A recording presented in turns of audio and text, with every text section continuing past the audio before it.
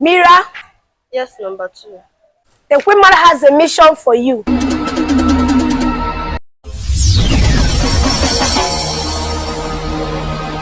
Take these sweets to your classroom. Make sure 5 of them are consumed by your classmates. If you fail this mission, calamity will befall you and your family, your mother, your father, and your siblings, and you'll be destroyed. But if you accomplish this mission, you will be promoted.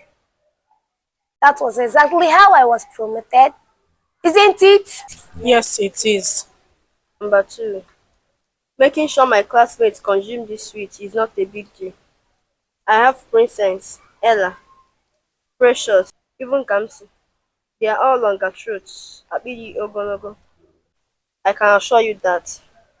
If that's the case, then so be it. Good luck. Sisters, Your dance of passion.